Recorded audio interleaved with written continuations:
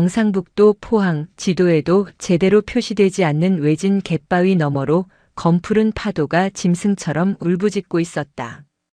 캬, 바로 이거지. 야, 공기부터가 다르지 않냐? 비릿한 바다 냄새에 섞여 들어온 것은 역한 알코올 냄새와 비아냥거리는 목소리였다. 해군 전투복 상에 단추를 두어 개 푼 채 삐딱하게 서 있는 남자 김태호 대위였다. 그의 뒤로 잔뜩 주눅이 든 부사관과 병사 서너 명이 낚시 가방과 아이스박스를 짊어진 채 엉거주춤 서 있었다. 네, 대위님. 이곳은 민간인 출입 통제 구역일 뿐더러 파도가 너무 높습니다. 낚시는 위험할 것 같습니다. 윤세아 하사가 단호하면서도 정중한 어조로 만류했다. 그녀는 해군 정복이 아닌 작업복 차림이었음에도 꼿꼿한 허리와 흔들림 없는 눈빛을 하고 있었다. 하지만 그 올곧은 태도가 김 대위의 심기를 건드린 듯 했다. 김 대위가 씹고 있던 껌을 바닥에 퇴뱉으며 윤하사에게 다가갔다. 야, 윤하사. 너 지금 나 가르치냐? 아닙니다. 안전수칙상 테트라포드 진입은. 안전수칙? 아이고, 우리 윤하사님 아주 FM이시네. 야, 여기 민간인 있어? 없잖아. 우리끼리 회 한 점 떠서 먹겠다는데 그게 그렇게 꼽냐? 김 대위는 국방위 소속 여당 실세 의원의 아들이라는 뒷배를 믿고 부대 내에서 무소불위의 권력을 휘두르고 있었다. 진급 심사는 따놓은 당상이었고 지휘관들조차 그의 비위를 맞추느라 전전긍긍하는 실정이었다. 김 대위가 턱짓으로 방파제 끝, 파도가 가장 거세게 치는 테트라포드 산바리 쪽을 가리켰다. 이끼가 잔뜩 껴 검게 변한 그곳은 보기만 해도 미끄러워 보였다. 너 저기 내려가서 밑밥 좀 뿌려라. 감성돔은 저런 와류가 생기는 곳에 모이거든.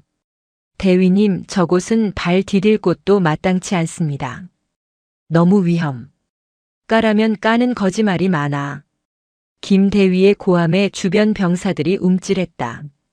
그는 윤 하사의 어깨를 검지로 툭툭 밀치며 비릿한 미소를 지었다. 너 내가 누군지 몰라? 우리 아버지가 전화 한 통이면 너 같은 부사관 나부랭이 옷 벗기는 거 일도 아니야. 아버지가 뭐 하시는 분이길래 이렇게 겁대가리가 없어? 뭐 세탁소라도 하시나? 윤 하사의 눈썹이 꿈틀했다. 그녀의 아버지 윤기중은 해군 참모총장이었다. 하지만 그녀는 아버지의 후광이 싫어 신분을 철저히 숨기고 입대했다. 아버지가 나라를 지키는 바다의 수장이라는 사실이 자랑스러웠지 권력의 도구로 쓰고 싶지는 않았다. 가정 환경은 이번 일과 무관합니다, 대위님. 무관하긴 뭐가 무관해. 백 없고 돈 없으니까 하사로 들어와서 굴러먹는 거 아니야. 억울하면 너도 금배지 아들로 태어나던가. 잔말 말고 내려가. 내 낚싯대에 고기 안 물리기만 해봐. 오늘 너 밤새도록 연병장 돌릴 줄 알아. 윤 하사는 입술을 깨물었다. 계급 사회인 군대에서 그것도 직속 상관의 명백한 명령 불복종은 하극상으로 몰릴 수 있었다. 그녀는 묵묵히 밑밥통을 들고 미끄러운 테트라포드 위로 발을 내디뎠다. 발밑에서 철썩 하고 파도가 부서졌다. 차가운 바닷물이 군화 위로 튀어올랐다. 등 뒤에서는 김 대위와 그의 추종 세력들이 낄낄거리는 소리가 들려왔다. 저거 봐, 쫄아서 다리 떠는 거. 독한 척은 혼자 다 하더니. 윤세아는 주먹을 꽉 쥐었다. 언젠가 이 부조리함을 바로잡으리라 다짐하며 위태로운 산발이 위에서 중심을 잡았다. 하지만 그녀는 몰랐다. 김태호의 아기가 단순히 갑질 수준에서 멈추지 않을 것임을. 시간이 흘러 사위가 어둑어둑해졌다. 수평선 너머로 붉은 노을이 질 무렵 파도는 더욱 거칠어졌다. 쾅 하는 굉음과 함께 집채만 한 파도가 방파제를 때릴 때마다 하얀 포말이 비 들이치듯 쏟아졌다. 김태호 대위의 얼굴은 이미 술기운으로 불구죽죽했다. 아이스박스에 챙겨 온 소주병들이 바닥에 나뒹굴고 있었다. 아씨, 입질이 왜 이렇게 없어? 그는 낚싯대를 신경질적으로 걷어차더니 밑밥을 뿌리고 있는 윤하사를 노려보았다. 사실 그가 윤하사를 괴롭히는 이유는 따로 있었다. 한 달 전 회식 자리에서 윤하사에게 추근대다가 정색하며 거절당한 일이 있었기 때문이다. 감히 하사 주제에 내가 술 한 잔 따라주겠다는데 그걸 거부해? 자존심에 금이 간 김대위에게 윤하사는 눈엣 가시였다. 술 기운이 오르자 억눌러왔던 분노와 사리가 꿈틀거렸다. 주변을 둘러보았다. 병사들은 라면을 끓이느라 정신이 없었고 파도 소리가 너무 커서 옆 사람 말소리도 들리지 않았다. 여기서 실수로 빠졌다고 하면 누가 알겠어? 악마의 속삭임이었다. 김대위는 비틀거리는 척하며 윤하사가 서 있는 테트라포드 쪽으로 다가갔다. 윤하사는 낚싯줄이 엉킨 것을 푸느라 바다 쪽을 향해 등을 돌리고 있었다. 어이 윤하사. 김대위의 목소리는 파도 소리에 묻혀 들리지 않았다. 그는 윤하사의 등 뒤 바로 앞까지 다가갔다. 그녀가 서 있는 곳은 이끼가 잔뜩 낀 좁은 틈새였다. 살짝만 밀어도 균형을 잃고 저 시커먼 아가리 속으로 빨려 들어갈 위치였다. 내가 그때 말했지. 내 호에 무시하면 재미없을 거라고. 김대위는 나직이 읊조리며 낚싯대를 정리하는 척하다가 군화발을 들어 올렸다. 망설임은 없었다. 그는 있는 힘껏 윤하사의 등을 걷어찼다. 윤세아는 비명조차 제대로 지르지 못했다. 둔탁한 타격음과 함께 그녀의 몸이 허공으로 붕 떴다. 슬로 모션처럼 세상이 뒤집혔다. 놀란 윤하사의 눈과 비릿하게 웃고 있는 김대위의 눈이 마주쳤다. 잘 가라. 풍덩. 무거운 물체가 바다에 떨어지는 소리는 거대한 파도 소리에 허무하게 묻혔다. 차가운 바닷물이 순식간에 윤하사를 삼켰다. 소용돌이치는 와류가 그녀를 테트라포드 깊은 곳, 빛조차 닿지 않는 심연으로 끌고 내려갔다. 그제야 김대위는 화들짝 놀란 척 연기를 시작했다. 윤하사. 야, 거기 누구 없어. 라면을 끓이던 병사들이 놀라서 뛰어왔다. 무슨 일입니까, 대위님? 윤하사가 발을 헛디뎠어. 내가 가지 말라니까 기어이 위험한 데로 가더니. 김대위는 억지스런 표정으로 바다를 가리켰다. 검은 파도만이 넘실거릴 뿐 윤하사의 모습은 어디에도 보이지 않았다. 구조해야 합니다. 밧줄 가져와. 한 중사가 밧줄을 들고 테트라포드 쪽으로 뛰어내리려 했다. 그때였다. 동작 그만. 거기서. 김대위가 중사의 앞을 가로막았다. 지금 파도 안 보여? 너까지 죽고 싶어 환장했어? 어두워서 아무것도 안 보이는데 들어가면 너도 죽어. 내가 지휘관으로서 명령한다. 전원 대기해. 하지만 대위님, 지금 구하지 않으면 윤하사는. 시끄러워. 내 말 안 들려? 해경 불렀으니까 기다려. 섣불리 움직이다가 인명피해 늘리면 내가 책임질 거야. 김대위는 구조의 골든타임을 고의로 흘려보냈다. 1분, 2분. 윤하사가 숨을 참을 수 있는 한계 시간이 지나가고 있었다. 김대위는 속으로 쾌재를 불렀다. 이 파도의 이 수온이다. 절대 못 살아남아. 그는 어둠 속에서 몰래 입꼬리를 말아 올렸다. 완벽한 사고사였다. 일주일이 지났다. 윤세아 하사의 시신은 끝내 발견되지 않았다. 거센 조류가 흐르는 동해의 특성상 시신이 먼 바다로 떠내려갔을 가능성이 크다는 게 전문가들의 의견이었다. 부대 내 분위기는 침통했지만 사건은 김대위의 의도대로 흘러갔다. 헌병대 조사실. 김태호 대위는 수척해진 얼굴을 하고 물론 연기였다 조사를 받고 있었다. 정말 안타깝습니다. 제가 그렇게 말렸는데 윤 하사가 고기를 잡겠다는 욕심에 안전장구도 없이 내려가 버려서 김대위는 미리 입을 맞춰둔 병사들의 진술을 토대로 거짓말을 늘어놓았다. 술을 마셨다는 제보가 있던데 사실입니까? 절대 아닙니다. 날이 추워서 몸 좀 녹이려고 따뜻한 커피를 마셨을 뿐입니다. 병사들도 다 봤습니다. 이미 김대위의 아버지인 김 의원이 군 수뇌부에 손을 써둔 상태였다. 조사관은 형식적인 질문만 몇 개 던지더니 고개를 끄덕였다. 알겠습니다. 목격자 진술도 일치하고 불가항력적인 사고였던 것 같군요. 안타까운 일입니다. 사건은 안전수칙 위반에 의한 실족사로 종결되었다. 김대위는 징계는커녕 부하를 잃은 슬픔을 딛고 부대를 지키는 참군인으로 포장되기까지 했다. 한편 서울 계룡대 해군본부 참모총장실의 무거운 정막을 깨고 전화벨이 울렸다. 윤기중 대장은 펜을 놓고 수화기를 들었다. 네, 총장입니다. 뭐라고? 윤 총장의 손이 미세하게 떨렸다.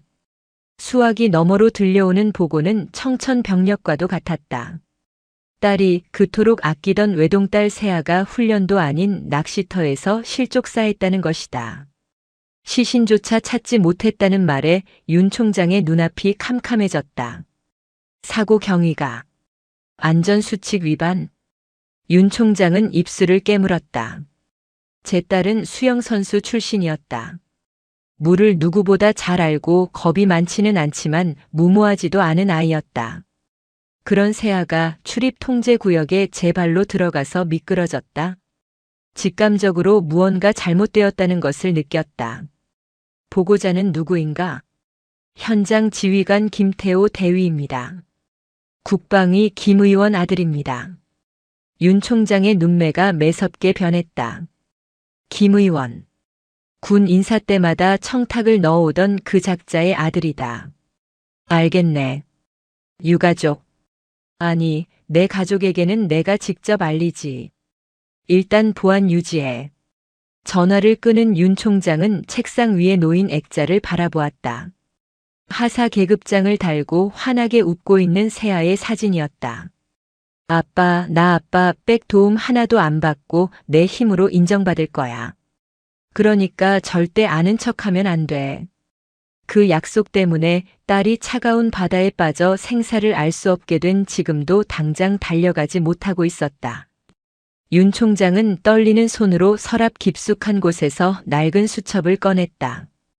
그리고 어딘가로 전화를 걸었다. 정보사령부 이 팀장 조용히 들어오라고 해. 그리고 포항 쪽 해경구조대장 내 직통 라인으로 연결해. 목소리는 낮았지만 그 안에 담긴 분노는 활화산처럼 끓어오르고 있었다. 내 딸을 건드린 게 단순한 파도가 아니라면 그게 누구든 바다보다 더 깊은 곳에 수장시켜주마. 하지만 세상은 아직 윤세아 하사가 참모총장의 딸이라는 사실을, 그리고 그녀가 그 차가운 바닷속 에어포켓에서 필사적으로 숨을 붙잡고 있었다는 사실을 모르고 있었다. 김태호 대위는 국군 수도병원 영안실이 아닌 VIP 병실에 마련된 가짜 유가족 대기실로 향하며 콧노래를 불렀다. 합의금 적당히 쥐어주고 위로하는 척 눈물 좀 짜내면 끝나겠지. 세탁 소집 딸이라니 5천만 원 정도면 감지덕지할 거야. 그가 열고 들어갈 병실 문 뒤에 별 4개가 기다리고 있다는 사실은 꿈에도 모른 채 차가웠다. 뼛속까지 얼어붙게 만드는 냉기가 온몸을 휘감았다. 윤세아는 자신이 비명을 질렀는지조차 기억나지 않았다. 등 뒤에서 느껴진 둔탁한 충격, 허공을 가르는 부유감, 그리고 이어진 딱딱한 수면과의 충돌. 그 모든 것이 찰나의 순간에 벌어졌다. 거대한 파도는 자비가 없었다. 입을 벌린 악어처럼 윤세아를 삼킨 바다는 그녀를 사정없이 테트라포드 틈새로 처박았다. 흡. 짠물이 코와 입으로 들이닥쳤다. 수영선수 출신인 그녀의 본능이 즉각 반응했다. 입을 굳게 다물고 호흡을 멈췄다. 하지만 자연의 힘 앞에서는 인간의 수영 실력 따위는 무력했다. 파도는 그녀를 방파제 구조물 안쪽, 빛조차 닿지 않는 미로 속으로 휩쓸고 들어갔다. 몸이 이리저리 부딪혔다. 어깨가 콘크리트에 긁히고 무릎이 찧었다. 군복이 찢겨나가고 살점이 떨어져 나가는 고통이 느껴졌지만 비명을 지를 수조차 없었다. 입을 여는 순간 죽음이었다. 정신 차려야 해.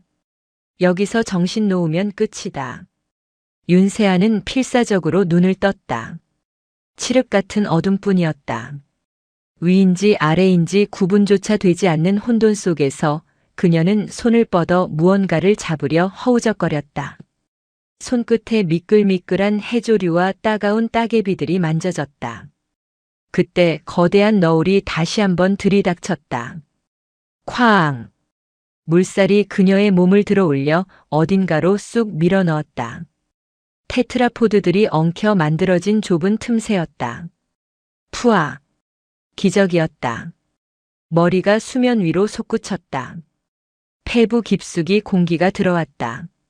좁고 어두운 공간이었지만 테트라포드들이 겹겹이 쌓이면서 만들어진 작은 에어 포켓 공기 주머니 존재했다.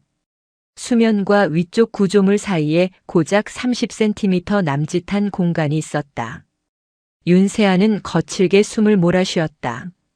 짠물과 피냄새, 그리고 썩은 해조류의 악취가 진동했다. 살았다. 하지만 안도감은 잠시였다. 이곳은 감옥이었다.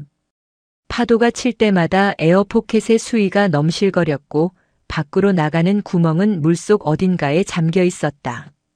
섣불리 잠수해서 나가려다가는 방향을 잃고 익사할 것이 뻔했다. 게다가 밖은 칠흑 같은 밤바다였다. 추위가 밀려왔다. 11월의 바다는 얼음장 같았다. 젖은 군복은 체온을 빠르게 앗아갔다. 턱이 덜덜 떨리고 손가락 감각이 사라져갔다. 저체온증이 시작되고 있었다. 그녀는 떨리는 손으로 가슴 주머니를 더듬었다. 낚시를 할 때 습관처럼 챙겨 다니던 방수팩이 만져졌다. 그 안에 핸드폰이 들어있었다. 제발. 다행히 전원은 켜져 있었다. 하지만 통신 신호는 잡히지 않았다. 두꺼운 콘크리트 구조물 틈새라 전파가 차단된 탓이었다. 절망감이 밀려왔다. 그때 윤세아의 머릿속에 조금 전의 상황이 스쳐 지나갔다. 김태호 대위가 다가오던 순간 그의 비릿한 술 냄새, 그리고 등 뒤에서 들려오던 목소리. 여기서 발 헛디디면 아무도 모르는 거야. 그는 실수로 민 게 아니었다. 명백한 사리를 가지고 자신을 찼다. 윤세아는 입술을 깨물었다. 억울해서 미칠 것 같았다. 내가 왜 여기서 죽어야 하지? 고작 저런 쓰레기 같은 인간 때문에? 그녀는 흐릿해져가는 의식을 붙잡으며 핸드폰의 녹음 기능을 켰다. 그리고 방수팩을 다시 꽉 잠가 군복 안주머니 가장 깊숙한 곳에 넣고 지퍼를 올렸다. 만약 내가 여기서 죽더라도 내 시신이 발견된다면 이 핸드폰만은 남아서 저 악마의 가면을 벗겨주기를. 아빠, 미안해. 나 춥다. 의식이 전멸하는 형광등처럼 깜빡였다. 환청이 들렸다. 아빠의 목소리 같기도 했고 파도 소리 같기도 했다. 윤세아는 테트라포드 벽면에 몸을 기댄 채 천천히 눈을 감았다. 한편 방파제 위. 김태호 대위는 연기 대상 감인 연기를 펼치고 있었다. 윤하사, 제발 대답 좀 해봐. 젠장, 내가 지키지 못했어. 그는 바닥을 치며 통곡하는 척했다. 부하들은 겁에 질려 감히 바다 근처로 다가가지도 못하고 있었다. 얼마나 지났을까? 멀리서 해경 경비정의 사이렌 소리가 들려왔다. 김태호는 속으로 회심의 미소를 지었다. 너무 늦었어. 이 파도의 30분이면 시신도 못 찾아. 완벽해. 하지만 그는 몰랐다. 대한민국 해군의 정점에 있는 남자 윤기중 참모총장이 포항 인근의 해군 특수전전단 UDTSEAL 구조팀과 해경 구조대장에게 직접 비밀 지시를 내렸다는 사실을, 생존 가능성이 0.1%라도 있다면 샅샅이 뒤져라. 테트라포드 틈새, 바위 및 해안가 동굴까지 모조리. 이건 총장 명령이다. 구조대원들은 일반적인 수색 절차를 넘어섰다. 그들은 목숨을 걸고 파도가 몰아치는 테트라포드 사이사이로 수중 드론과 특수 장비를 투입했다. 그리고 새벽 2시, 구조대원의 서치라이트 불빛이 테트라포드 깊숙한 틈새를 비췄다. 그곳에 창백하게 질린 채 기적처럼 숨을 붙잡고 있는 윤세아의 손끝이 보였다. 일주일이라는 시간은 김태호에게 승리의 시간이었다. 윤하사는 발견되지 않았고 사건은 그가 설계한 대로 실종 후 사망 추정으로 마무리되어 가고 있었다. 그는 완벽한 알리바이를 만들기 위해 치밀하게 움직였다. 김태호는 사건 다음 날 현장에 있었던 부하들을 휴게실로 불러 모았다. 너희도 알다시피 이번 일은 불행한 사고였다. 윤 하사가 내 명령을 어기고 욕심을 부리다 벌어진 일이야. 그렇지? 그는 병사들의 눈을 하나하나 맞추며 쏘아보았다. 만약 딴소리가 나오면 너희는 방관자가 된다. 상관의 명령 불복종을 방치하고 동료를 죽게 내버려둔 공범이 되는 거야. 내 아버지가 누군지 알지? 너희 군 생활 꼬이게 하는 건 일도 아니야. 전역하고 나서도 취직길 막히고 싶지 않으면 입조심들 해. 협박과 회유가 섞인 말에 힘없는 병사들은 고개를 숙일 수밖에 없었다. 그들은 김태호가 두려웠고 그의 뒷배경인 국회의원 아버지가 더 두려웠다. 김태호는 만족스러운 듯 웃으며 자신의 관사로 돌아왔다. 그는 샤워를 하며 콧노래를 흥얼거렸다. 거울 속에 비친 자신의 모습은 당당했다. 하사 나부랭이 하나 처리하는데 너무 신경 썼나. 뭐 덕분에 골치 아픈 년 하나 치웠으니 속은 시원하네. 그때 그의 핸드폰이 울렸다. 아버지, 김 의원이었다. 예, 아버지. 네, 잘 처리됐습니다. 군 수사관들도 제 편입니다. 그냥 안전수칙 위반으로 종결될 겁니다. 유가족이요? 하하, 아버지 걱정 마세요. 알아보니 집안이 별 볼 일 없더라고요. 세탁소나 하는 집안이라던데 보상금 조금 쥐어주고 제 얼굴 비추면서 쇼 한번 해주면 감지덕지에서 합의서 찍을 겁니다. 김태호는 스피커폰을 켜놓고 맥주캔을 땄다. 네네. 국방위 감사 때 문제없게만 해주십시오. 아, 이번에 저 소령 진급 심사 있는 거 아시죠? 이번 사고 수습 잘한 걸로 공적 좀 띄워주세요. 부하를 잃은 아픔을 승화시킨 지휘관, 뭐 이런 거 좋잖아요. 악마가 따로 없었다. 그는 사람을 죽여놓고 그것을 자신의 진급 발판으로 삼으려 하고 있었다. 다음 날 김태호는 정복을 말끔하게 차려입었다. 가슴에는 훈장과 약장을 주렁주렁 달았다. 그는 거울을 보며 슬픈 표정을 연습했다. 눈썹을 살짝 찌푸리고 입꼬리를 내리며 침통한 표정을 짓는 연습을 수십 번 반복했다. 완벽해. 그는 위로금 봉투와 미리 작성된 합의서를 챙겨들었다. 합의서 내용은 간단했다. 이번 사고는 고인의 과실에 의한 것임을 인정하며 군과 지휘관에게 어떠한 민영사상 책임도 묻지 않는다. 목적지는 국군 수도병원. 윤 하사의 시신은 찾지 못했지만 군에서는 관례상 빈소를 마련하거나 유가족 대기실을 배정한다. 김태호는 유가족들이 병원에서 오열하고 있을 모습을 상상하며 벤츠 승용차에 올랐다. 가서 눈물 좀 흘려주고 밥이나 한 끼 사 먹으라고 돈 봉투 던져주고 와야지. 귀찮게 시리. 하지만 병원에 도착했을 때 무언가 분위기가 이상했다. 보통의 사고사라면 유가족들의 통곡 소리가 복도까지 들려야 정상이건만 윤 하사의 가족이 있다는 병동은 쥐 죽은 듯 고요했다. 게다가 안내된 곳은 일반 병실이 아닌 장성급이나 VIP들만 쓴다는 특실 병동이었다. 뭐야? 군에서 배려를 좀 과하게 했나? 시체도 못 찾았는데 무슨 VIP실을 줘? 김태호는 의아했지만 곧 자신의 아버지가 국회의원이라 병원장이 알아서 기었다고 착각했다. 역시 아버지 빽이 좋긴 좋아. 내가 온다고 방까지 업그레이드 해줬네. 그는 옷매무새를 다듬고 VIP 병실 문 앞에 섰다. 문고리를 잡는 그의 손에는 땀이 아닌 기만과 오만함이 배어 있었다. 이 문을 여는 순간 자신의 인생이 지옥으로 굴러떨어질 것이라는 사실은 상상조차 못한 채 계십니까? 윤세아 하사 중대장 김태호 대위입니다. 김태호는 노크를 2번 하고 병실 문을 열었다. 병실 안은 넓고 쾌적했다. 창밖으로 늦가을의 햇살이 비쳐들고 있었다. 그리고 그 창가 쪽에 웬 중년 남자가 뒷짐을 진 채 서 있었다. 허름한 점퍼 차림이 아니었다. 핏이 딱 떨어지는 정장 바지에 위에는 간편한 셔츠 차림이었지만 어깨가 딱 벌어진 모습이 예사롭지 않아 보였다. 하지만 김태호의 눈에 그 뒷모습은 그저 자식을 잃은 힘없는 아버지로만 보였다. 아, 아버님이시군요. 윤세아 하사의 소식. 정말 유감입니다.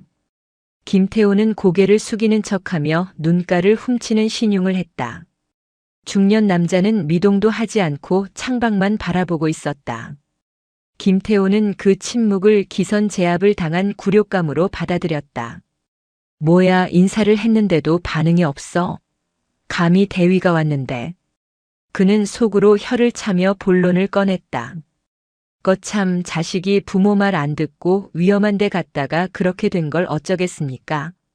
저도 말린다고 말렸는데. 윤 하사가 고집이 좀 세야 말이죠.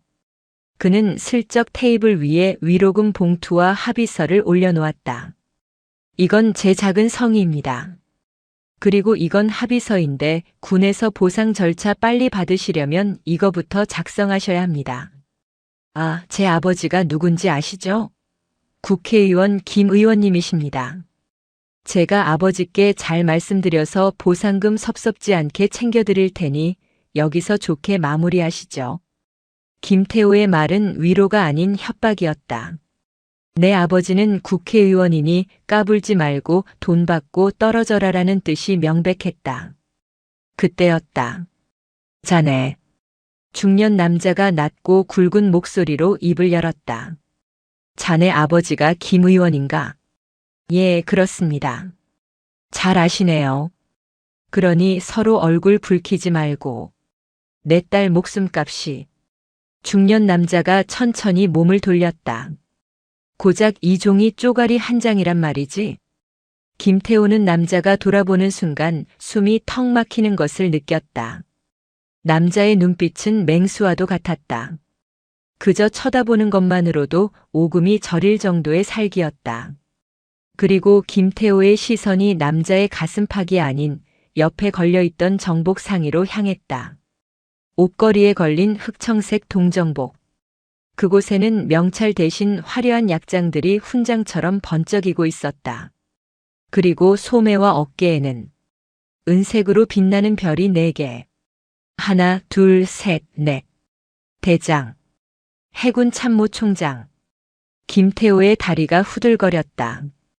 눈을 비비고 다시 봤지만 별 4개는 환영이 아니었다. 그는 지금 대한민국 해군 서열 1위, 해군 참모총장 윤기중 제독 앞에 서 있었다. 그것도 내 아빠는 국회의원이다라고 자랑을 늘어놓으면서. 총장님? 아니. 왜 여기에? 김태호는 입을 떡 벌리고 뒷걸음질 쳤다. 머릿속이 하얗게 변했다. 윤세아 하산의 집이 세탁소를 한다고 했는데 아버지가 참모총장? 그럼 윤세아는? 총장의 딸. 윤기중 총장이 천천히 김태호에게 다가왔다. 한 걸음 한 걸음이 천둥 소리처럼 병실을 울렸다. 자네가 말한 그 세탁소가 내 군복을 빨아입는다는 뜻이었나 보군. 나는 내 딸이 내 힘으로 군 생활하는 게 싫다고 해서 모른 척 해줬는데 그게 자네 같은 놈들에게 먹잇감이 될 줄은 몰랐네. 총장님, 그게 아니라 오해십니다. 저는 정말 윤하사를 아끼는 마음에. 아껴? 윤 총장의 눈에서 불꽃이 튀었다. 아끼는 부하를 그 거친 파도 속에 밀어넣고 구조하려는 동료들까지 막아서며 죽게 내버려둔 게 자네식의 사랑인가? 아닙니다. 저는 밀지 않았습니다. 실족입니다. 정말입니다. 김태호는 바닥에 무릎을 꿇고 빌기 시작했다. 살인 미수는 인정할 수 없었다. 증거가 없으니까. 윤하사는 죽었고 시신도 없으니 끝까지 우기면 된다고 생각했다. 증거 있으십니까? 제가 밀었다는 증거 있냐고요. 억울합니다. 궁지에 몰린 쥐가 고양이를 물듯 김태호는 악을 쓰며 대들었다. 그때였다. 차르륵. 병실 안쪽 침대를 가리고 있던 커튼이 젖혀졌다. 증거. 여기 있습니다. 김태호가 고개를 들었다. 그리고 얼어붙었다. 산소 호흡기를 떼고 침대에 비스듬히 앉아있는 여자. 링거줄을 주렁주렁 달고 있지만 그 서늘한 눈빛만은 살아있는 윤세아 하사였다. 귀신을 본 듯 김태호의 얼굴이 흑빛이 되었다. 이요. 윤하사? 살아있어서 유감이네요, 대위님. 윤세아는 힘겹게 손을 들어 옆에 있던 방수팩에 담긴 핸드폰을 들어보였다. 그리고 방파제에서는 발밑을 조심하셨어야죠. 저는 헛디딘 게 아니라 차인 거니까요. 그녀가 화면을 터치하자 녹음된 음성이 병실에 울려 퍼졌다. 파도 소리 사이로 김태호의 목소리가 선명하게 흘러나왔다. 여기서 발 헛디디면 아무도 모르는 거야. 그리고 둔탁한 타격음과 비명소리. 김태호는 바닥에 주저앉아 넋을 잃었다. 끝이었다. 국회의원 아버지도 소령 진급도 자신의 인생도 모든 것이 저 핸드폰 하나와 별 4개 앞에서 산산조각이 나고 있었다. 병실 문이 열리고 헌병대 수사관들이 들이닥쳤다. 김태호 대위, 당신을 살인 미수 및 허위 보고 직권 남용 혐의로 긴급 체포한다. 차가운 수갑이 김태호의 손목을 파고들었다.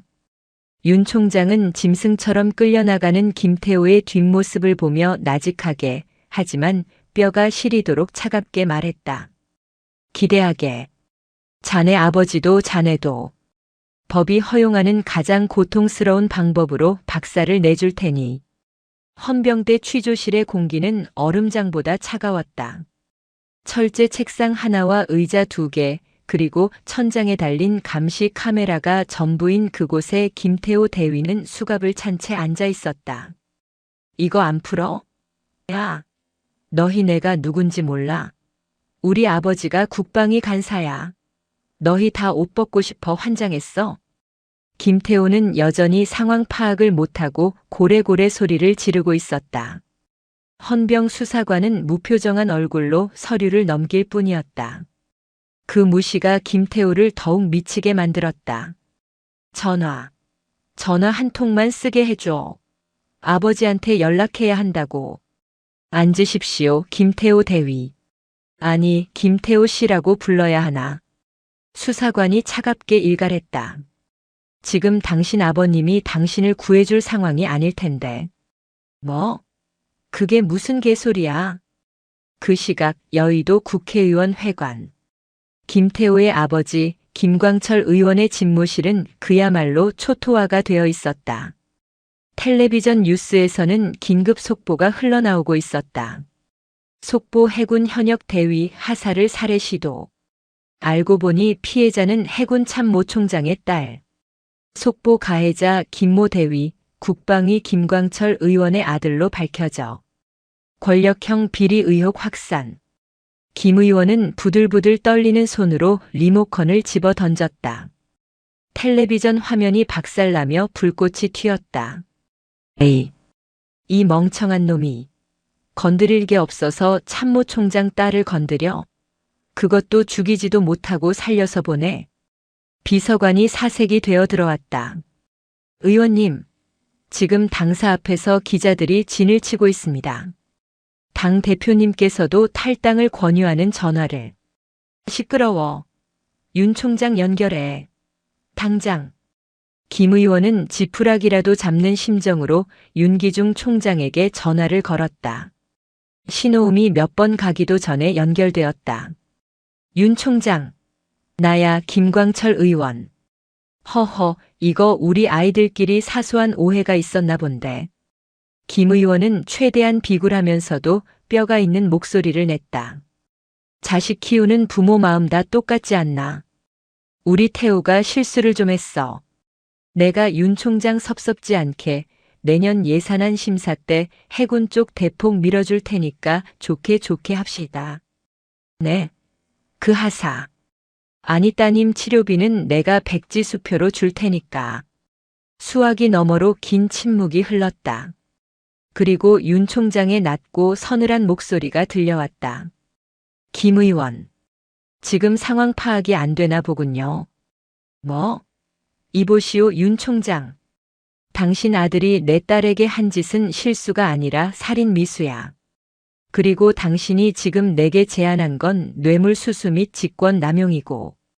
이 사람이 내가 누군지 알아? 나 국방위 간사야. 당신 옷 벗기는 건 일도 아니라고. 윤 총장의 코웃음 소리가 들렸다. 내 옷은 국가가 입혀준 것이지 당신 같은 정치인 나부랭이가 입혀준 게 아니야. 그리고 지금 검찰에서 당신 집무실로 압수수색 들어갈 겁니다. 당신 아들이 사고를 은폐하려고 조작한 공문서들, 그리고 당신이 군 수뇌부에 압력 넣은 통화 녹취록. 내가 다 넘겼거든요. 뭐라.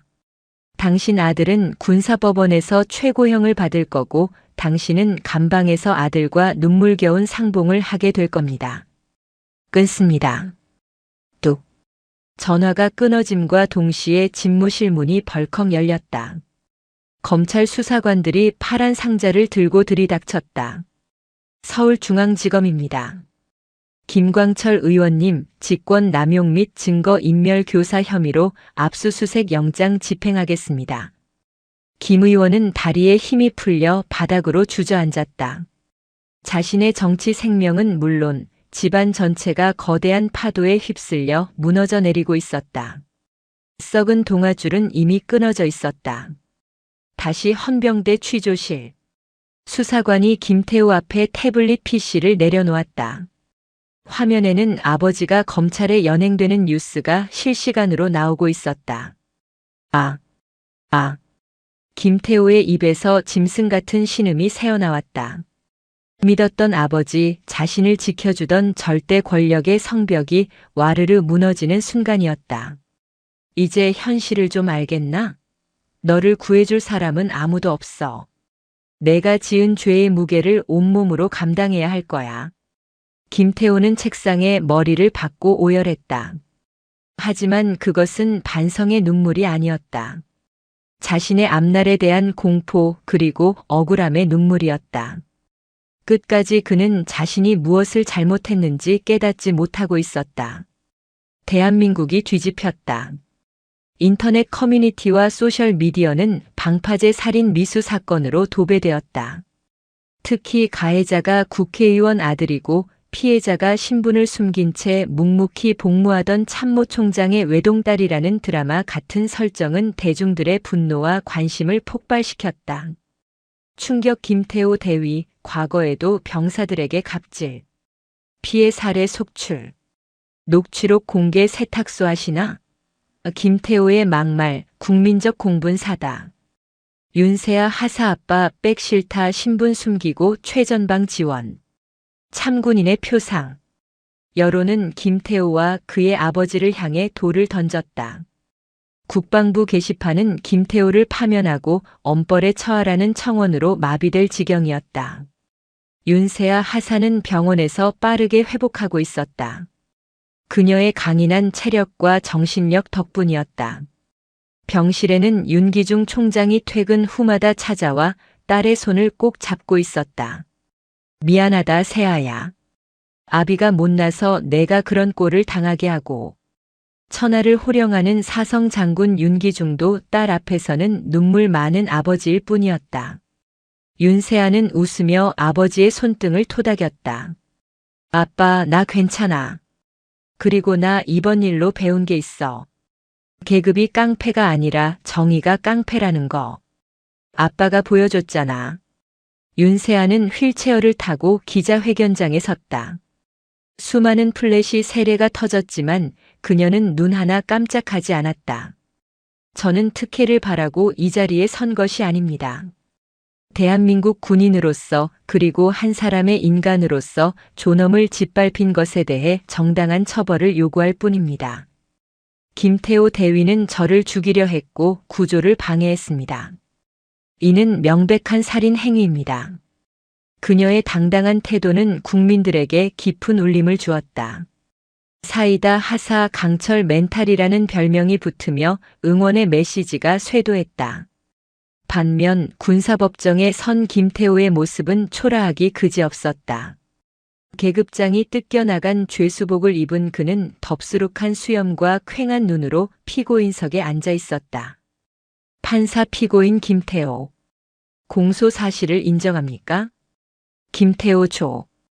존경하는 재판장님. 죽일 의도는 없었습니다. 그냥 겁만 주려고. 술에 취해서 심신미약 상태였고 끝까지 비겁한 변명이었다. 방청석에 앉아있던 윤세아의 동료들이 야유를 보냈다.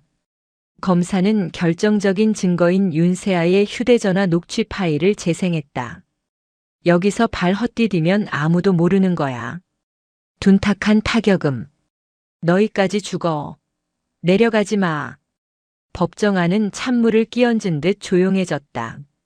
명백한 살인 고의 그리고 구조 방해를 통한 살인 실행의 착수. 변명의 여지가 없었다. 재판장이 판결문을 읽어 내려갔다. 피고인은 상관으로서 부하를 보호해야 할 의무를 저버리고 자신의 지위를 이용해 피해자를 괴롭히다 살해를 시도했다. 또한 구조를 방해하여 미필적 고의에 의한 살인을 저질렀으며 이후 반성하기는커녕 권력을 이용해 사건을 은폐하려 했다. 이는 국군 명예를 실추시키고 인간으로서의 도리를 저버린 패륜적 범죄다. 김태호는 덜덜 떨며 두 손을 모았다. 제발 집행유예만이라도. 이에 본 법정은 피고인 김태호에게 징역 15년을 선고한다. 또한 군인연금법에 의거 재정 및 불명예 전역을 명한다. 15년? 김태호의 눈이 뒤집혔다. 15년이면 그의 청춘이 송두리째 감옥에서 썩어야 한다는 뜻이었다. 말도 안 돼. 이건 모함이야. 우리 아버지가 가만 안 있을 거야. 이거 놔. 이거 놓으라고. 헌병들에게 양팔이 붙들려 끌려나가며 김태호는 발악했다. 하지만 그를 바라보는 사람들의 눈빛은 경멸 그 자체였다. 윤세아는 그 모습을 차갑게 내려다보았다. 동정도 아까운 쓰레기. 법정 문이 닫히는 순간 김태호는 보았다. 윤세아 하사가 아버지 윤기중 총장과 함께 자신을 보며 싸늘하게 미소 짓는 모습을. 그것이 그가 사회에서 본 마지막 빛이었다. 철컹. 육중한 철문이 닫히는 소리가 고막을 때렸다. 국군 교도소. 대한민국에서 가장 엄격하고 규율이 세다는 곳. 김태호는 이제 대위 김태호가 아닌 수인 번호 4885번일 뿐이었다. 입소 절차는 굴욕적이었다. 발가벗겨진 채 신체 검사를 받고 똥구멍까지 검사당했다. 그가 병사들에게 시키며 낄낄거렸던 짓들을 자신이 당하고 있었다. 4885번. 똑바로 안 서? 교도관이 곤봉으로 김태호의 옆구리를 찔렀다. 아, 아픕니다. 저장교 출신입니다. 대우가 왜 이렇습니까? 장교? 여기가 사회인 줄 아나. 넌 그냥 살인미수범 찌질이일 뿐이야. 어디서 짬밥 타령이야? 교도관은 김태호를 독방이 아닌 8명이 함께 쓰는 혼거실로 밀어넣었다. 방 안의 공기는 텁텁했다. 구석에 앉아있던 수감자들이 일제히 김태호를 쳐다봤다. 그들의 눈빛이 심상치 않았다. 어이 신입, 인사 안 받냐? 방장으로 보이는 덩치 큰 사내가 물었다. 김태호는 쭈뼛거리며 고개를 숙였다. 아, 안녕하십니까? 김태호라고 합니다. 김태호? 아, 뉴스에 나온 그 국회의원 아들, 참모총장 딸 밀어버린 그 패기 넘치는 양반. 수감자들이 킬킬거리며 웃었다. 비웃음이었다. 그때 구석에서 걸레질을 하고 있던 왜소한 체격의 사내가 천천히 고개를 들었다. 김태호는 그 얼굴을 보고 숨이 멎는 줄 알았다. 까무잡잡한 피부, 눈 밑에 있는 작은 흉터. 김태호가 소대장 시절 노래를 못 부른다며 한겨울에 팬티만 입혀 연병장에 세워두고 물을 뿌렸던 관심병사. 그 괴롭힘을 못 이겨 탈영했다가 잡혀온 김영철 이병이었다. 김영철? 김영철이 걸레를 내려놓고 천천히 다가왔다. 그의 눈에는 광기 어린 희열이 서려 있었다. 어이구, 이게 누구십니까? 우리 김태호 중대장님 아니십니까? 방장이 흥미롭다는 듯 물었다. 뭐야, 김이병. 아는 사이야? 아주 잘 알죠. 제가 군 생활 내내 이분 덕분에 자살 기도만 3번 했거든요. 제 인생을 지옥으로 만들어주신 은인이십니다. 김영철의 말에 방 안의 분위기가 싸늘하게 변했다. 군 교도소에는 억울하게 들어온 사람도 있지만 대부분은 거친 인생을 산 놈들이었다. 하지만 그들조차 가장 경멸하는 것이 있는 집 자식의 갑질이었다. 수감자들이 김태호를 둥그렇게 에워쌌다. 야, 김이병. 오늘 내 생일이다. 회포 좀 풀어야지. 방장이 눈짓을 했다. 김영철은 씩 웃으며 김태호의 멱살을 잡았다.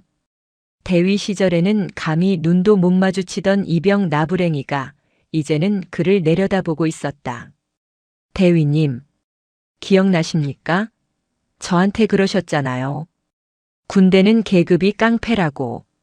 자, 잠깐만. 영철아, 우리 대화로. 퍽. 김영철의 주먹이 김태호의 명치를 꽂았다. 김태호는 억소리도 못 내고 바닥에 꼬꾸라졌다. 대화? 대화 같은 소리 하고 있네. 너는 내가 살려달라고 빌 때 대화했냐? 김영철은 김태호의 머리채를 잡고 일으켜 세웠다. 자, 대위님. 옛 추억도 생각나는데 재롱 한번 부려보시죠. 김영철이 주변 수감자들에게 윙크를 날렸다. 어이, 김이병. 아니지, 이제 김훈련병이지. 노래 한번 해봐. 신나는 걸로. 동작 틀리면 알지. 그것은 과거 김태호가 김영철에게 매일 밤 시켰던 짓이었다. 김태호의 얼굴이 수치심으로 붉게 타올랐다. 못하겠어. 못해? 아, 아직 정신 못 차렸네. 얘들아, 신고식 좀 제대로 하자. 수감자들의 발길질이 사방에서 쏟아졌다. 군화발보다 더 매서운 맨발과 슬리퍼의 폭행. 김태호는 비명을 지르며 바닥을 기었다. 잘못했습니다. 살려주세요. 시키는 대로 할게요. 그래? 그럼 해봐. 빨리. 김태호는 퉁퉁 부은 입술을 달달 떨며 눈물 콧물 범벅이 된 얼굴로 노래를 부르기 시작했다. 나의 살던 고향은. 목소리가 작다. 안 들려? 군기가 빠졌어. 나의 살던 고향은 꽃 피는 산골. 김태호는 엉엉 울며 노래를 불렀다. 바지를 적신 오줌이 바닥으로 흘러내렸다. 수감자들은 그 꼴을 보며 박장대소했다. 꼴 좋다. 천하의 김태호 대위가 오줌 싸개가 됐네. 감옥의 차가운 바닥에서 김태호는 뼈저리게 깨달았다. 자신이 휘두르던 권력이 사라진 후 남은 자신의 모습은 그저 나약하고 비겁한 벌레만도 못하다는 것을. 그의 징역 15년은 이제 겨우 첫날이 시작되었을 뿐이었다. 밖에서 윤세아 하사가 누릴 영광과 행복과는 정반대의 끝이 보이지 않는 어둠의 터널이 그를 기다리고 있었다. 계절이 바뀌어 매서웠던 겨울 바람이 물러가고 진해 군항에는 흐드러지게 벚꽃이 피어올랐다. 따스한 봄 햇살이 내리쬐는 세상과 달리 김태호가 갇힌 국군 교도소의 독방은 여전히 시리고 축축한 겨울이었다. 4885번 면회다. 교도관의 목소리에 김태호는 힘없이 고개를 들었다. 퀭한 눈, 덥수룩한 수염, 영양실조에 걸린 듯 앙상해진 볼. 불과 몇 달 전 어깨에 힘을 주고 다니던 위풍당당한 대위의 모습은 온데간데 없었다. 그는 혹시나 아버지가 손을 써서 자신을 빼내주러 온 것은 아닐까 하는 신락 같은 희망을 품고 면회실로 향했다. 하지만 유리병 너머에 앉아있는 사람은 아버지가 아니었다. 아버지의 변호를 맡았던 국선 변호인이었다. 항소심 결과 나왔습니다. 변호인은 서류 가방을 열지도 않은 채 건조하게 말했다. 기각입니다. 1심 판결인 징역 15년이 확정됐습니다. 김태호의 동공이 지진이라도 난 듯 흔들렸다. 거짓말이죠? 우리 아버지가 김 의원님이 가만히 계실 리가 없는데. 대법원까지 가야죠. 돈은 얼마든지. 김광철 전 의원님도 오늘 아침 구속 기소되셨습니다. 뇌물수수, 직권남용, 증거인멸 교사 혐의가 모두 인정되어 징역 7년을 구형받으셨습니다. 지금 당신 집안 풍비박산 났습니다. 재산은 전액 몰수 추징당할 거고요. 변호인은 한심하다는 듯 혀를 찼다. 그러게 왜 건드려도 하필 참모총장 딸을 건드립니까? 당신 하나 때문에 집안이 멸문지화 수준으로 망했어요. 더 볼 일 없습니다. 변호인이 자리를 박차고 나갔다. 김태호는 유리벽을 긁으며 울부짖었다. 안 돼. 안 된다고. 내가 누군데. 나 김태호야. 여기서 썩을 수 없어. 교도관들이 달려들어 발악하는 그를 제압했다. 질질 끌려가던 김태호의 시선이 면회실 구석에 켜져 있는 텔레비전에 꽂혔다. 뉴스 채널이었다. 생중계 해군 살신성인의 자세 보여준 윤세아 하사 특별 진급 신고식. 화면 속에는 눈부시게 하얀 정복을 입은 여군이 단상 위에 꼿꼿하게 서 있었다. 죽음의 문턱에서 살아 돌아온 영웅 윤세아였다. 그녀의 얼굴은 봄 햇살보다 더 환하게 빛나고 있었다. 으아. 김태호는 자신이 짓밟으려 했던 꽃이 거목이 되어 자신을 내려다보는 모습에 비참한 괴성을 질렀다. 그 소리는 교도소의 두꺼운 철문 뒤로 허무하게 사라졌다. 같은 시각 해군 본부 대강당. 수백 명의 장병들이 도열한 가운데 엄숙하고도 웅장한 군악대의 연주가 울려 퍼졌다. 단상 중앙에는 윤세아 하사가, 아니 이제는 윤세아 중사가 서 있었다. 그녀는 단순히 피해자로 남지 않았다. 병상에서 일어나자마자 부조리 척결을 위한 군 내부 고발센터를 만드는데 앞장섰고 자신과 같은 피해자가 다시는 나오지 않도록 법적 제도적 장치를 마련하는 데 힘을 보탰다. 해군은 그녀의 불굴의 의지와 군인 정신을 높이 4.1계급 특진을 결정했다. 진급 신고. 하사 윤세아는 0월 0일부로 중사 진급을 명받았습니다. 이에 신고합니다. 필승. 우렁찬 목소리가 강당을 쩌렁쩌렁 울렸다. 그녀의 맞은편에는 해군 참모총장 윤기중 대장이 서 있었다. 평소에는 호랑이처럼 무서운 지휘관이었지만 오늘 그의 눈가는 촉촉하게 젖어 있었다. 윤 총장은 단상 아래로 내려와 딸의 앞에 섰다. 그는 떨리는 손으로 딸의 어깨에 붙어있는 하사 계급장을 떼어내고 반짝이는 중사 계급장을 달아주었다. 계급장을 달아주는 아버지의 손은 투박하고 거칠었지만 그 어떤 비단결보다 따뜻했다. 축하한다, 윤 중사. 공식적인 자리였기에 윤 총장은 딸이 아닌 윤 중사라고 불렀다. 하지만 그 목소리에는 세상 그 무엇과도 바꿀 수 없는 깊은 사랑과 존경이 담겨 있었다. 고맙습니다, 총장님. 윤세아 역시 절도 있게 대답했다. 두 사람의 눈이 마주쳤다. 말하지 않아도 알 수 있었다. 살아줘서 고맙다, 내 딸. 지켜줘서 고맙습니다, 아빠. 윤 총장은 계급장을 다 달아준 뒤 규정에도 없는 행동을 했다. 딸을 와락 끌어안은 것이다. 강당을 가득 메운 장병들 사이에서 우레와 같은 박수가 터져 나왔다. 누군가는 환호성을 질렀고 누군가는 눈물을 훔쳤다. 그것은 권력에 굴복하지 않고 정의를 지켜낸 부녀에 대한 진심 어린 찬사였다. 식이 끝나고 윤세아는 꽃다발을 한아름 안은 채 강당 밖으로 나왔다. 눈부신 햇살이 그녀의 어깨 위 새로 단 중사 계급장을 비췄다. 윤 중사님, 축하드립니다. 동료들이 행가래를 치겠다며 달려들었다. 윤세아는 활짝 웃으며 그들 틈에 섞였다. 더 이상 그녀는 숨죽이며 지내던 세탁소집 딸이 아니었다. 대한민국 해군의 당당한 중견 간부이자 거친 파도를 이겨낸 승리자였다. 몇 달 뒤, 윤세아 중사는 휴가를 내고 다시 그 방파제를 찾았다. 여전히 파도는 거세게 몰아치고 있었고 테트라포드는 검은 입을 벌리고 있었다. 하지만 윤세아는 더 이상 두려움에 떨지 않았다. 그녀는 낚시 포인트가 아닌 안전 펜스 뒤편에 서서 바다를 바라보았다. 지난날 이곳은 그녀에게 죽음의 장소였고 공포의 공간이었다. 김태호라는 악마에게 짓밟히고 차가운 심연 속으로 내던져졌던 곳.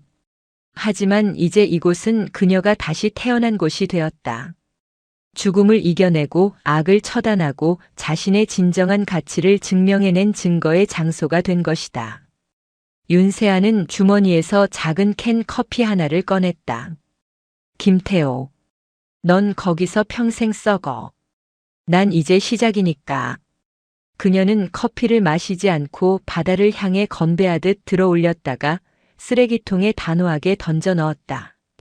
과거의 아픈 기억도 저 캔 커피처럼 분리수거해 버리겠다는 듯이 바닷바람이 그녀의 머리카락을 흩날렸다. 짭조름한 바다 냄새가 폐부 깊숙이 들어왔다. 시원하다. 윤세아는 뒤를 돌았다. 저 멀리서 윤기중 총장이 사복 차림으로 손을 흔들고 있었다. 세아, 다 봤으면 가자. 엄마가 매운탕 끓여놨다. 네, 가요 아빠. 윤세아는 힘차게 달렸다. 그녀의 발걸음은 그 어느 때보다 가벼웠다. 뒤로는 거센 파도가 쳤지만 그녀의 앞길은 탄탄대로였다. 정의가 승리하고 악인은 처벌받고 선한 자는 복을 받는다는 그 단순하고도 명쾌한 진리가 그녀의 등 뒤를 든든하게 받쳐주고 있었으니까. 이것은 권선징악, 그 완벽한 사이다의 끝이었다. 국군 교도소의 아침은 사회보다 빨랐고 공기는 납덩이처럼 무거웠다. 기상, 전원 기상, 점호 준비. 새벽 6시. 날카로운 호각 소리와 함께 4885번 김태호는 눈을 떴다. 아니, 사실 그는 한숨도 자지 못했다. 좁은 모포 위에서 옆 사람의 발길질을 피해 새우잠을 자야 했고 밤새도록 악몽에 시달렸기 때문이다. 꿈속에서 그는 계속 차가운 바다에 빠져 허우적거렸고 위에서는 윤세아 중사가 그를 내려다보며 비릿하게 웃고 있었다. 어이 4885번. 굼뜨다. 동작 안 빠르냐? 같은 방을 쓰는 왕고 최고참 수감자가 지나가며 김태호의 뒤통수를 손바닥으로 찰싹 때렸다. 사회에서 조직 폭력배 생활을 하다 들어온 그는 군 출신 장교인 김태호를 유난히 괴롭혔다. 죄송합니다. 빨리 하겠습니다. 김태호는 반사적으로 고개를 숙였다. 과거 부하들에게 고개 빳빳이 안 들어? 라고 소리치던 그의 모습은 온데간데 없었다. 이제 그는 이 좁은 방 안서열 꼴찌 폐급이었다. 아침 식사 시간. 메뉴는 퉁퉁 부른 국수와 깍두기 몇 조각이었다. 김태호가 식판을 들고 구석 자리에 앉으려는데 누군가 그의 발을 걸었다. 우당탕. 식판이 바닥에 엎어지고 국물이 사방으로 튀었다. 식당 안의 모든 시선이 그에게 쏠렸다. 발을 건 사람은 과거 김태호가 행군 때 낙오하면 죽인다며 군장 2개를 매게 했던 옛 부하 병사였다. 그는 다른 죄목으로 들어와 있었는데 여기서 김태호를 만난 건 운명의 장난이었다. 아이고, 우리 중대장님 식판 엎으셨네. 손에 힘이 없으셔서 어쩌나. 바닥에 떨어진 거라도 드셔야지. 군인은 남기면 안 되는 거 아시죠? 병사 출신 수감자들이 킬킬거리며 김태호를 애워쌌다. 교도관들은 그 모습을 보고도 못 본 척 고개를 돌렸다. 교도소 내에서도 아동 범죄자와 권력형 갑질 범죄자는 사람 취급을 받지 못했다. 김태호는 붉어진 얼굴로 바닥에 떨어진 국수 가닥을 손으로 주워 담았다. 치욕스러움에 눈물이 핑 돌았지만 배가 고팠다. 여기서 굶으면 오후 노역을 버틸 수 없었다. 맛있냐? 많이 먹어라. 15년 동안 많이 먹어야지. 그날 오후 채석장 노역이 이어졌다. 김태호는 무거운 돌을 나르며 비틀거렸다. 손바닥은 이미 물집이 터져 피가 흐르고 있었다. 김태호, 똑바로 안 해. 꾀병 부리지 마. 교도관의 호통이 떨어졌다. 잠시 숨을 돌리려 허리를 폈던 김태호는 다시 돌덩이를 들어 올렸다. 그때 멀리서 면회 방송이 들려왔다. 4885번 김태호, 4885번 김태호. 면회. 김태호의 눈이 번쩍 뜨였다. 변호사는 떠났지만 혹시 어머니가 오신 건 아닐까? 어머니라면 아버지가 숨겨둔 재산으로 유능한 변호사를 사서 감형을 시도해 줄지도 모른다. 그는 흑투성이가 된 채 면회실로 뛰어갔다. 하지만 유리병 너머에 있는 사람은 어머니가 아니었다. 검은 정장을 입은 낯선 남자들. 채권 추심업자들이었다. 김태호 씨 되십니까? 김광철 씨, 그러니까 부친의 채무 불이행으로 인해 연대 보증인으로 되어 있는 김태호 씨 명의의 모든 재산에 대해 압류 절차를 진행합니다. 뭐라고요? 내 재산은 건드리지 말라고 했잖아. 내 오피스텔, 내 차. 이미 경매 넘어갔습니다. 그리고 부친께서 옥중에서 합의금 마련하신다고 사채를 좀 쓰셨더군요. 그거 못 갚으셔서 당신 앞으로 빚이 상속될 겁니다. 출소하고 나면 아마 빚만 수십억일 겁니다. 열심히 갚으셔야겠네요. 15년 뒤에 뵙죠. 남자는 차가운 미소를 남기고 떠났다. 김태호는 면회실 바닥에 주저앉았다. 15년의 징역도 모자라 출소 후에는 빈털터리 빚쟁이가 되어야 한다. 희망이라는 단어가 그의 인생 사전에서 완전히 지워지는 순간이었다. 터덜터덜 감방으로 돌아온 그를 기다리는 건 또다시 시작된 왕고의 호출이었다. 야, 4885. 오늘 분위기 우중충하다. 노래 한 곡 뽑아봐라. 저번처럼 오줌 싸지 말고. 김태호는 멍한 눈으로 벽을 바라보며 입을 열었다. 영혼이 빠져나간 인형처럼. 나의 살던 고향은. 교도소의 밤은 길었고 그의 지옥은 이제 겨우 1페이지를 넘기고 있었다. 서울 강남의 한 고급 빌라. 한때 김태호의 본가였던 이곳은 이제 폐가나 다름없었다. 현관문에는 붉은색 압류 딱지가 덕지덕지 붙어 있었고 집 안은 가구 하나 없이 텅 비어 있었다. 김태호의 어머니 이 여사는 헝클어진 머리를 한 채 거실 바닥에 멍하니 앉아 있었다. 그녀는 평생을 국회의원 사모님, 장교 어머니라는 타이틀로 목에 힘을 주고 살았다. 백화점 VIP 라운지가 자신의 안방이었고 사람들을 부리는 것이 일상이었다. 하지만 지금 그녀에게 남은 건 아무것도 없었다. 남편 김광철 전 의원은 뇌물수수 혐의가 줄줄이 터져나오며 징역 7년을 선고받고 수감 중이었고 하나뿐인 아들 태호는 살인 미수범이 되어 15년형을 살고 있었다. 이게 다 그 계집애 때문이야. 감히 총장 딸인 걸 숨기고 들어와서 우리 태호를 꼬여내. 이 여사는 여전히 반성하지 않고 있었다. 그녀는 모든 원망을 윤세아에게 돌리고 있었다. 그래, 내가 가서 빌면 될 거야. 윤 총장도 자식 가진 부모인데 내가 죽는 신용이라도 하면 합의해주겠지. 태호만 나오면 돼. 그녀는 옷장에서 그나마 압류되지 않은 낡은 코트를 걸쳐 입고 집을 나섰다.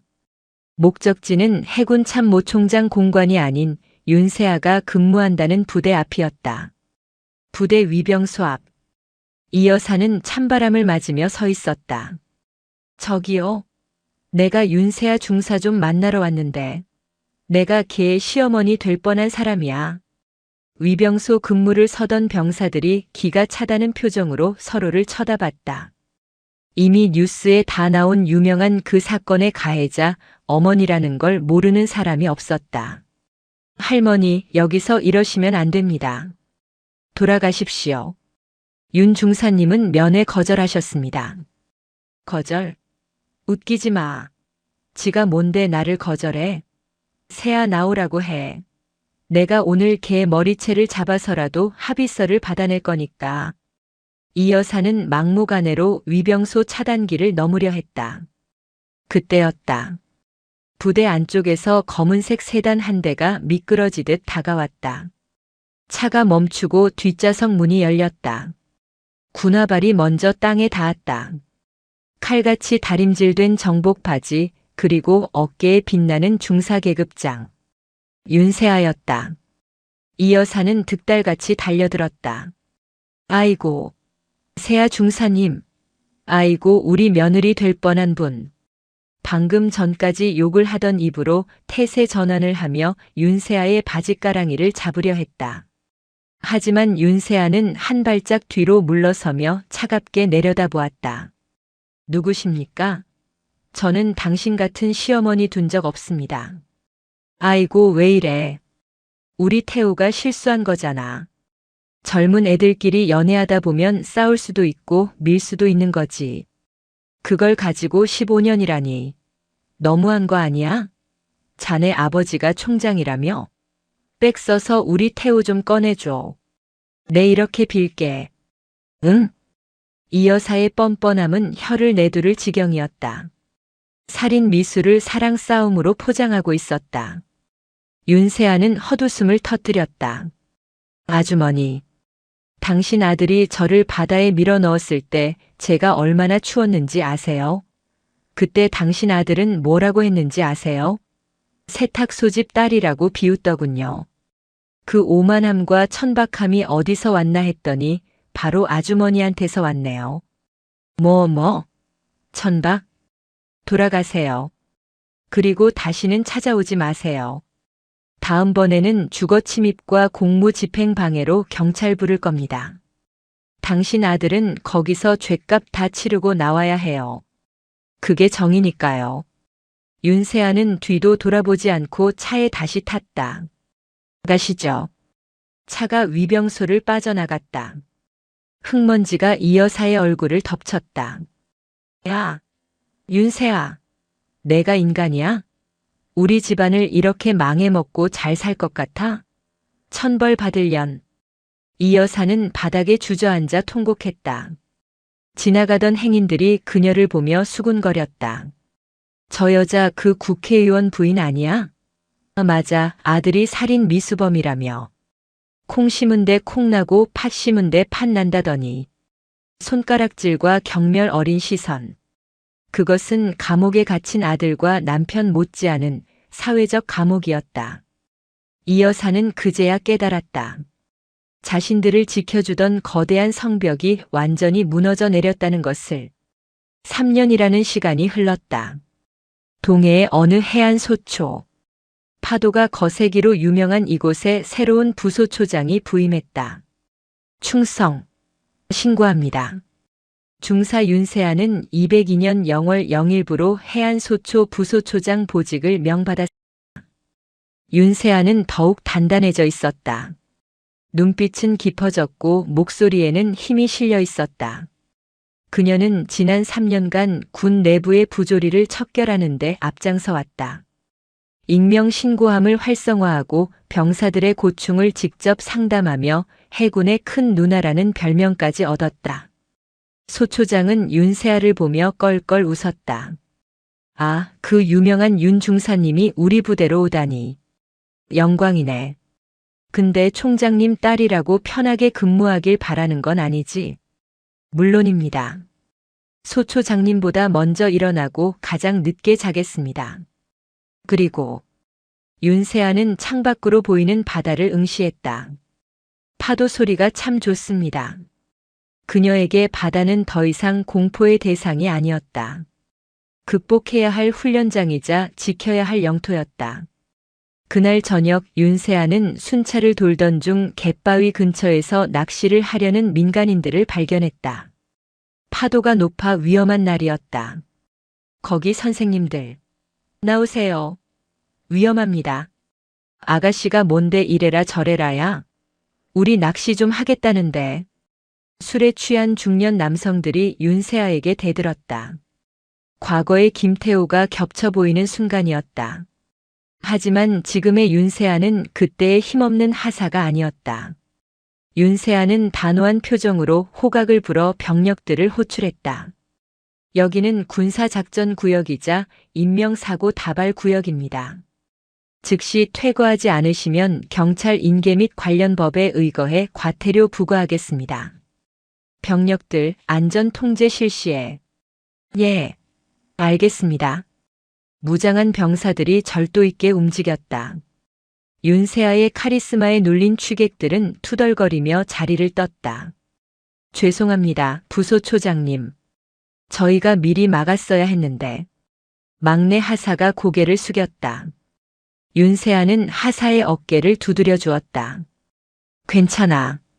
하지만 명심해. 안전에는 타협이 없어. 우리가 욕을 먹더라도 사람을 살리는 게 우선이야. 알겠지? 예, 알겠습니다. 윤세아는 하사의 눈에서 과거 자신의 모습을 보았다. 열정적이지만 서툰 모습. 그녀는 훌륭한 선배가 되어 이들을 이끌어 주리라 다짐했다. 순찰을 마치고 복귀한 윤세아의 핸드폰이 울렸다. 아빠였다. 아빠. 나 도착해서 짐 풀었어. 그래, 밥은 먹었고. 거긴 파도가 세니까 조심하고. 수화기 너머로 들려오는 윤기중 총장의 목소리는 여전히 걱정이 한가득이었다. 이제는 퇴임을 앞두고 있는 아버지였다. 아빠, 나 이제 어린애 아니야. 산전수전 다 겪은 윤중사라고. 허허, 그래. 우리 딸 장하다. 이번 주말에 집에 오면 내가 좋아하는 김치찌개 끓여놓으마. 알겠어. 갈 때 회 한 접시 떠갈게. 사랑해, 아빠. 전화를 끄는 윤세아는 밤바다를 바라보았다. 검푸른 파도가 하얀 포마를 일으키며 부서지고 있었다. 그녀는 가슴속 깊이 숨을 들이마셨다. 3년 전 저 차가운 바다 밑바닥에서 그녀는 죽었었다. 그리고 다시 태어났다. 더 강하고 더 당당한 윤세아로.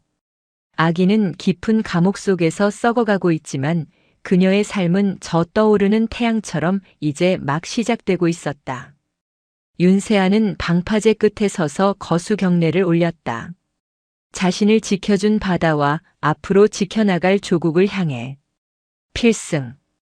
그녀의 미소가 봄바람처럼 번졌다. 완벽하고도 찬란한 해피엔딩이었다.